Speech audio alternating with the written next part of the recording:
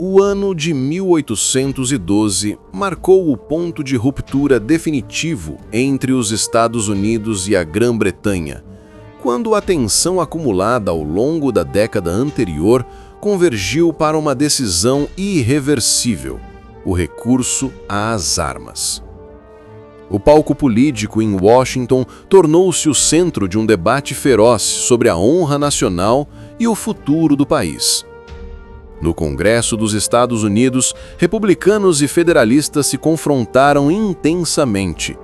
Os primeiros, majoritários, defendiam que a guerra constitui a resposta necessária às contínuas afrontas britânicas. Os segundos alertavam para os riscos econômicos e militares de enfrentar o mais poderoso império naval do mundo. A retórica dos War Hawks, liderados pelo presidente da Câmara, Henry Clay, e pelo influente John C. Calhoun, prevaleceu. Eles sustentavam que não apenas os direitos marítimos estavam em jogo, mas a própria afirmação da soberania americana enquanto nação independente. A votação no Congresso refletiu essa divisão ideológica. Em 4 de junho de 1812, a Câmara dos Representantes aprovou a declaração de guerra por margem relativamente apertada, e o Senado seguiu dias depois, igualmente revelando um país dividido quanto ao conflito iminente. Em 18 de junho de 1812, o presidente James Madison sancionou oficialmente a declaração de guerra contra a Grã-Bretanha. Foi a primeira vez que os Estados Unidos declararam guerra a outra nação, inaugurando um novo capítulo em sua história diplomática e militar. Ironia histórica paira sobre o momento da declaração. Os britânicos, pressionados por dificuldades econômicas e pela resistência europeia, haviam revogado as ordens em conselho justamente quando a guerra fora proclamada. No entanto, tal informação tardou a chegar ao governo de Madison. A revogação britânica não resolveu a questão central do impressment, e o ressentimento norte-americano já se mostrava irreversível. Além disso, os líderes americanos acreditavam que o conflito ofereceria oportunidade estratégica para expandir o território nacional em direção ao Canadá. A expectativa norte-americana baseava-se no suposto descontentamento de colonos canadenses com a administração britânica, além da crença de que a Grã-Bretanha, afundada no confronto com Napoleão, não disporia de recursos para defender suas colônias na América do Norte. Entretanto, os Estados Unidos não estavam adequadamente preparados para o esforço militar que ambicionavam. O exército regular era pequeno, mal estruturado e composto por oficiais inexperientes, tendo como principal reforço milícias estaduais pouco disciplinadas. Os problemas de mobilização eram agravados por conflitos políticos internos. Governadores federalistas de New England relutavam em apoiar a guerra, chegando, em alguns casos, a dificultar o envio de tropas e recursos ao Exército Nacional.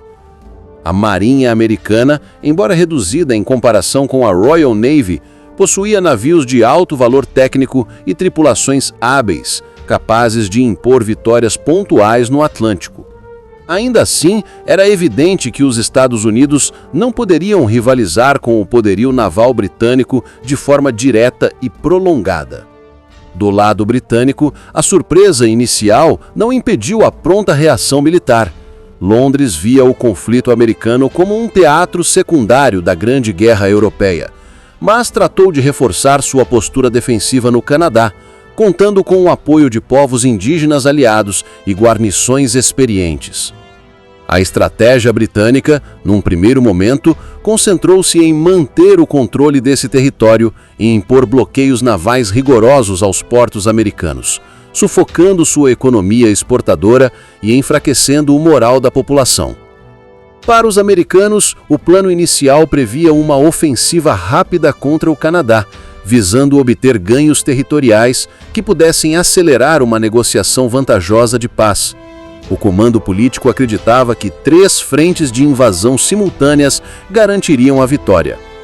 Apesar desse otimismo, faltavam aos norte-americanos estrutura logística e planejamento estratégico adequados. O sistema de transporte terrestre era rudimentar, a cadeia de suprimentos era frágil e a comunicação entre unidades militares mostrava-se frequentemente deficiente. Outra dificuldade residia na própria heterogeneidade do exército americano. A convivência entre milicianos, muitas vezes recrutados às pressas, e soldados regulares gerava atritos e comprometia a disciplina necessária em operações complexas. A liderança militar também era motivo de preocupação. Muitos generais haviam ganho notoriedade na Guerra de Independência, mas agora se encontravam envelhecidos e pouco adaptados às exigências de uma nova era bélica, marcada por inovações táticas e maior profissionalização. Ainda assim, havia confiança no potencial americano, sobretudo no poder moral de uma causa entendida como justa e necessária. A propaganda governamental exaltava o patriotismo e conclamava a juventude a defender os direitos nacionais contra a tirania marítima britânica. A população, contudo, encontrava-se longe de um consenso. Regiões inteiras, como a New England federalista, opunham-se à guerra, temendo prejuízos comerciais devastadores e questionando se o conflito não resultaria em enfraquecimento do país. Em contraste, os estados do Sul e do Oeste apoiavam firmemente a guerra, movidos pelo desejo de expansão territorial e pela crença de que a Grã-Bretanha incitava povos indígenas a resistir à colonização norte-americana. Assim, no verão de 1812, os Estados Unidos ingressaram num conflito para o qual não estavam plenamente preparados, mas que acreditavam poder conduzir com rapidez e êxito. A guerra seria, porém, muito mais longa, sangrenta e complexa do que o esperado, moldando decisivamente o destino da jovem república.